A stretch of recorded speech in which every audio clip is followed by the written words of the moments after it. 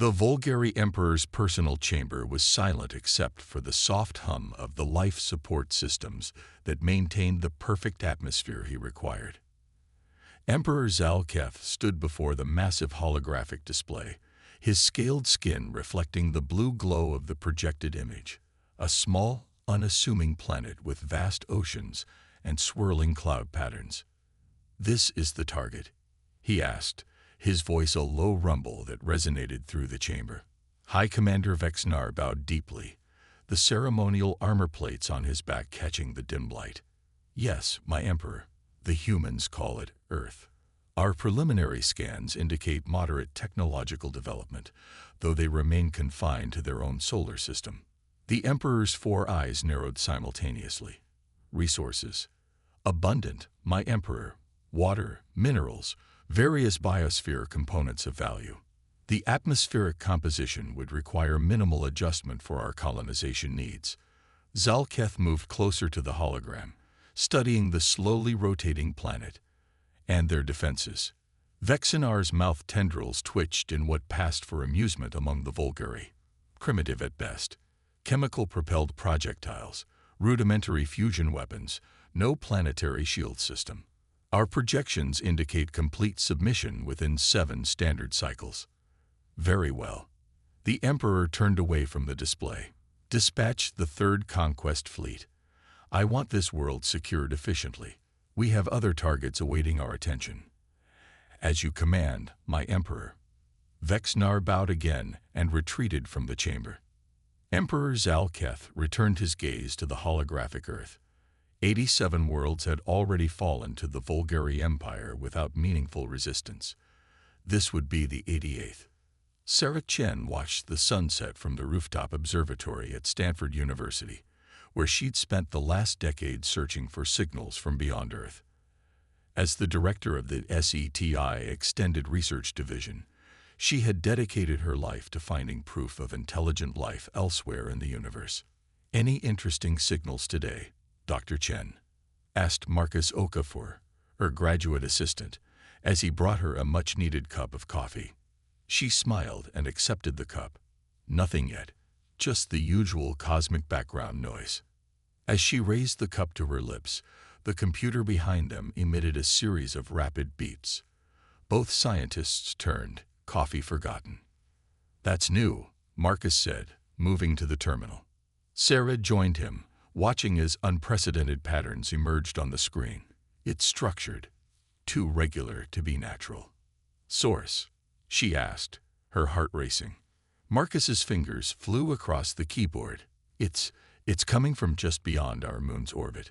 Before either could speak again, the observatory's lights flickered, then went out completely.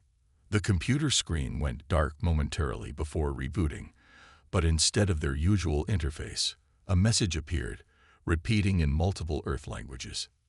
"People of Earth, you are now under the jurisdiction of the Vulgary Empire. Your planet has been selected for integration into our dominion. Resistance is unnecessary and will result in significant population reduction. A representative fleet will arrive in your atmosphere in 72 Earth hours to accept your formal surrender. Prepare accordingly." The message played once, then disappeared. The regular systems came back online, as if nothing had happened. Sarah and Marcus stared at each other in stunned silence. Then both frantically reached for their phones, only to discover the same message was broadcasting on every screen, every radio frequency, every communication device worldwide. First contact had arrived, and it was a conquest.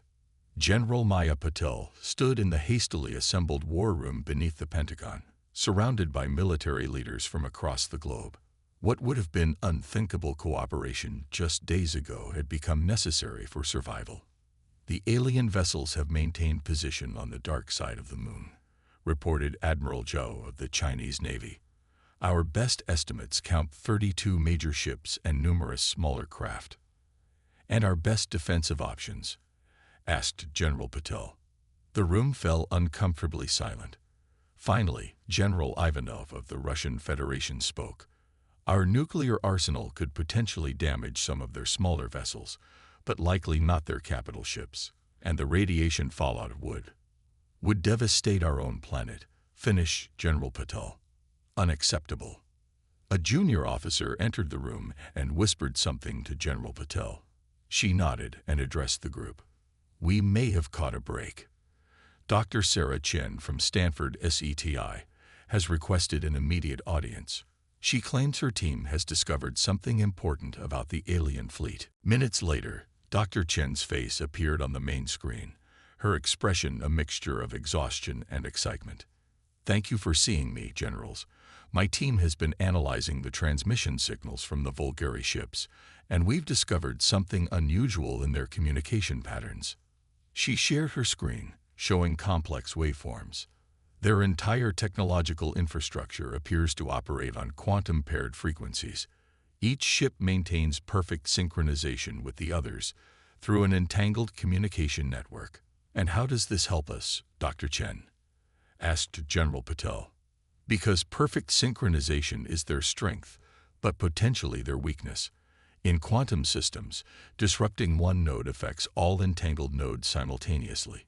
If we could introduce a precisely calibrated interference pattern at the correct frequency, we could potentially disrupt their entire fleet at once. Finished Admiral Zhou, sitting forward. Dr. Chen nodded. Exactly. But we'd need to get close enough to one of their ships to broadcast the interference pattern, and we'd need to develop the technology to generate it. General Patel looked around the room. We have less than 60 hours until they arrive for our surrender. Let's make them count. Dr. Vikram Kapoor hadn't slept in 36 hours. The theoretical physicist had been pulled from his university in Mumbai and flown to a secure facility where he was now working alongside scientists from 24 countries. The frequency modulation needs to be more precise, he muttered, rubbing his bloodshot eyes. We're still off by several megahertz. Dr. Chen handed him a fresh cup of tea. We'll get there, Vikram. The latest satellite data from the Chinese space station is giving us better readings on their communication signals. Around them, the international team of scientists worked frantically. What would normally take years of research and development was being compressed into hours through desperate cooperation. I think I've got something, called out Dr. Eliza Mbeki, a quantum communications specialist from South Africa. Look at this pattern. It's not just a communication frequency, it's also their shield modulation. The team gathered around her screen, watching as she isolated a rhythmic pulsation in the energy readings from the alien ships. Their shields operate on the same quantum-paired system as their communications, Vikram realized. If we disrupt one, we disrupt both. Sarah finished. This could work. Captain James Rice piloted his F-35E stealth fighter on the edge of Earth's atmosphere, part of a multinational squadron maintaining surveillance on the approaching alien fleet. The Vulgari ships had begun moving toward Earth, 12 hours ahead of their announced schedule. All units maintain position, came the order through his headset. Do not engage unless fired upon. Repeat, do not engage. Below them, the prototype quantum disruptors were still being distributed to key locations around the globe. They needed more time. Control, this is Eagle 6, Rise reported. The smaller craft are accelerating ahead of the main fleet. They appear to be entering atmosphere on multiple vectors. Confirmed, Eagle 6. They're targeting major population centers. Washington, Beijing, Moscow, London, New Delhi. A bright flash erupted from one of the lead alien ships, and a beam of energy speared toward Earth. They're firing on Rio de Janeiro. Someone shouted over the comm. Rise watched in horror as the beam struck the city. The destruction was immediate and catastrophic. A quarter of the metropolitan area simply vaporized. All units, weapons free. General Patel's voice cut through the chatter. Plan Delta is now in effect. May God help us all. Captain Rice banked his fighter sharply as the alien scout ships approached. The Earth's first battle against an extraterrestrial force had begun, days earlier than anyone had hoped, and humanity was not ready. High Commander Vexnar observed the initial strikes with satisfaction. The humans had responded exactly as expected, with primitive aircraft attempting to intercept his scout ships. Pathetic, he commented to his second-in-command. Their most advanced weapons can barely reach our atmospheric units. Sir, reported his sensor officer, we're detecting unusual energy signatures from multiple points on the planet's surface. Explain. Unknown, sir. The frequencies are. The officer paused, confused. They appear to be mimicking our own command and shield frequencies, but with slight variations. Vexinar's mouth tendrils twitched in irritation. A primitive attempt at electronic warfare. Ignore it. Proceed with the primary invasion plan. As he gave the order, one of the screens on the bridge flickered briefly. Sir, the communications officer called out, we're experiencing minor synchronization issues with the fleet's quantum network. Fix it, Vexnar ordered dismissively. These humans were more resourceful than expected, but their resistance would make no difference to the outcome. Unknown to him, on Earth, Dr. Chen and her team watched their readings with growing hope. The prototype quantum disruptors were having an effect, small but measurable. It's working, she whispered. Now we just need to amplify the signal. As night fell across half the planet, humanity fought for its very existence, clinging to a slim chance based on theoretical physics and desperate innovation. The Vulgari had conquered 87 worlds before Earth. But Earth would be different. Dawn broke over a changed world. Smoke billowed from cities across every continent as the Vulgari assault ships continued their methodical bombardment of military installations and government centers. The night had been long and filled with devastation, but as morning came, the human resistance remained unbroken. In the underground command center beneath the Rocky Mountains, General Patel received reports from the shrinking network of global defenses.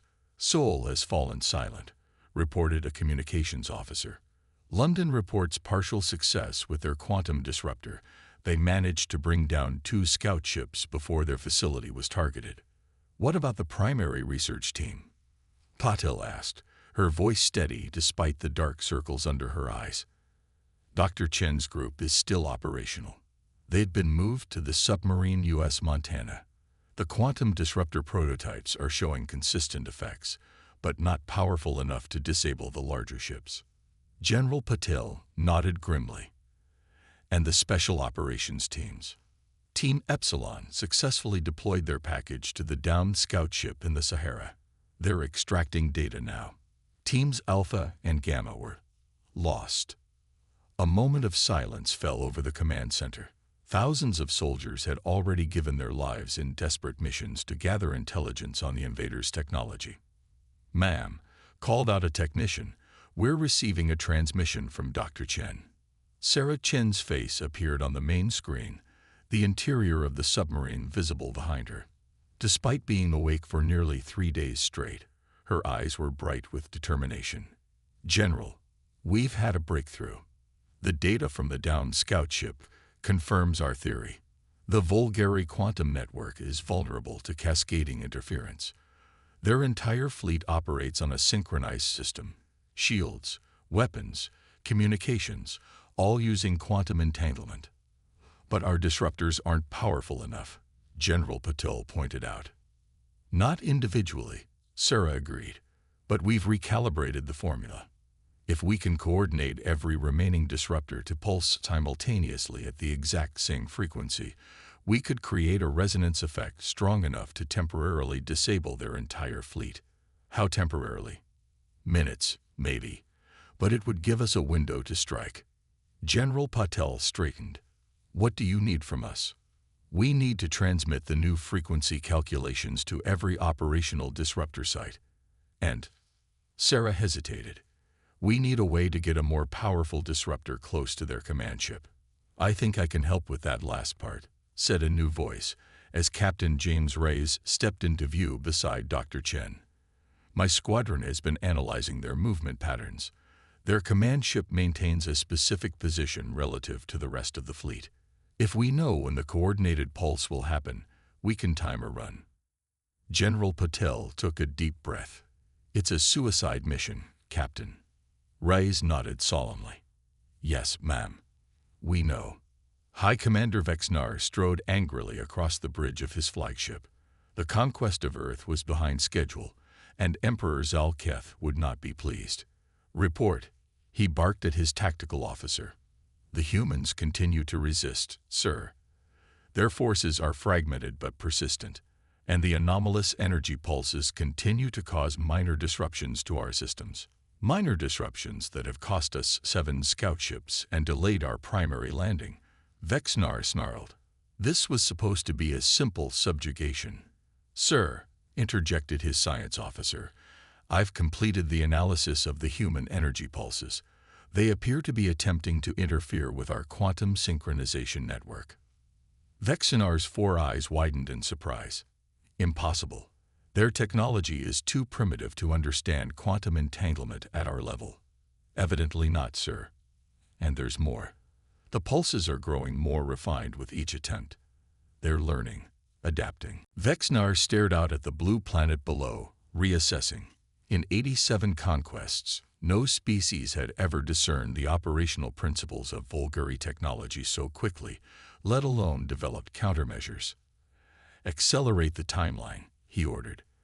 I want all primary targets neutralized within the next 12 hours. Then we begin the ground invasion regardless of resistance. Sir, acknowledged his tactical officer. And what about the human aircraft approaching from Sector 7? Shoot them down, Vexnar said dismissively. They pose no threat to this vessel. Captain Rice led his squadron of 12 fighters. American, Chinese, Russian, and Indian pilots flying side by side, on what they all knew was likely their final mission. Each aircraft had been hastily modified to carry a powerful quantum disruptor, the technology compressed into makeshift housings that barely fit within their weapons base. Remember the timing. Rise reminded his pilots over the secure channel.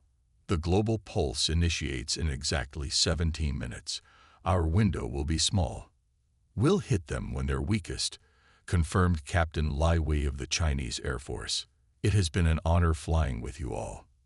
The squadron maintained radio silence as they approached the Vulgari fleet, using the debris of destroyed satellites for cover.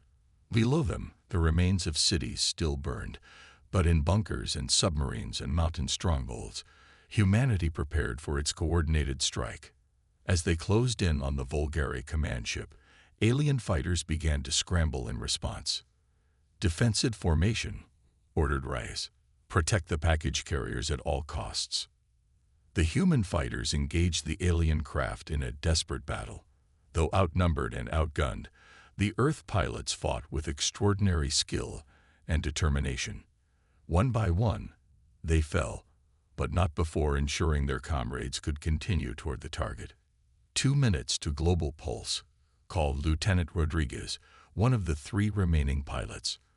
I see the command ship, Rice responded. Moving to optimal position, his fighter shuddered as it took a glancing hit from an alien beam weapon. Systems flashed red, but the aircraft remained flyable. 1 minute, Rodriguez said, before his transmission abruptly ended as his fighter exploded. Rice was alone now, the last pilot with an intact disruptor package. He pushed his damaged fighter to its limits, diving toward the massive Vulgari command ship. 30 seconds, he whispered to himself, watching the countdown on his display. Alien point defense weapons tracked his approach, energy beams slicing through the space around him. He jinked and weaved, the skills honed through thousands of flight hours now serving humanity's greatest need. 10 seconds. Rice armed the disruptor package and prepared to release it at the optimal distance. 5, 4, 3, 2, 1. Across the planet, every remaining quantum disruptor activated simultaneously, aligned to the exact same frequency. The effect was immediate, a cascade of interference that traveled through the Vulgari quantum network like a tidal wave. On the bridge of his flagship, High Commander Vexnar watched in horror as systems began failing all around him. What's happening? He demanded. Quantum synchronization network is collapsing, sir. His science officer shouted over the blaring alarms. All ships are affected. Shields are failing. Outside, Captain Rice released his disruptor package directly above the command ship, then pulled up sharply.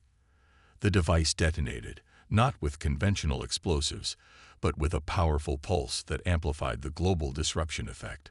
The Volgari command ship shields flickered and failed completely. Now, General Patel ordered from the command center. Across Earth, the remaining military forces launched everything they had: missiles, drones, and experimental weapons that had been held in reserve for this moment. Without their shields, the massive Volgari ships were suddenly vulnerable. Vexnar clung to his command chair as explosions rocked his vessel. "Return fire," he ordered, but the weapon systems remained offline. "How long until systems restore?" "Unknown, sir," replied his science officer, genuine fear in his voice. "The humans have found a way to sustain the interference." Through the viewports, Vexnar watched as human missiles struck his fleet. Ship after ship, once invulnerable, now erupted in flames as they were hit in vulnerable areas. The mighty Third Conquest Fleet of the Volgari Empire, which had subjugated dozens of worlds, was being decimated by a supposedly primitive species. In the submarine, Dr. Chen watched the sensor readings with growing hope. "It's working," she told Dr. Kapoor, who had joined her team on the U.S. Montana. "Their ships are falling." "The resonance effect is more powerful than we calculated," Vikram said, studying the data. "The quantum disruption is becoming self-sustaining within their network. Every ship that falls increases the interference effect on the others." Above them, Captain Ray's damaged fighter streaked away from the command ship, pursued by alien craft that were now operating on backup systems. As he entered Earth's atmosphere, his engines failed completely. The fighter began to tumble, heat building around it as friction increased. Rice closed his eyes, accepting his fate. He had done his part. Humanity had a chance. 3 days later, a battered but unbowed humanity surveyed the results of what would come to be known as the Battle of Earth. The Volgari fleet had been destroyed or driven off. The cost had been terrible: millions dead, cities in ruins, but Earth remained free. In the temporary United Nations headquarters established in Cape Town, Dr. Sarah Chen presented her findings to the assembled world leaders. "From the data we've recovered from the downed Volgari ships, we now understand much more about their technology. Their quantum entanglement systems were far more advanced than anything we've developed, but the principles were the same. They never expected us to comprehend their technology, let alone counter it." "And what of the Volgari Empire itself?" asked the Secretary General. "Their communications indicated this was only their Third Conquest Fleet," Sarah replied. "There are others, perhaps many others. But we also learned something important about their command structure.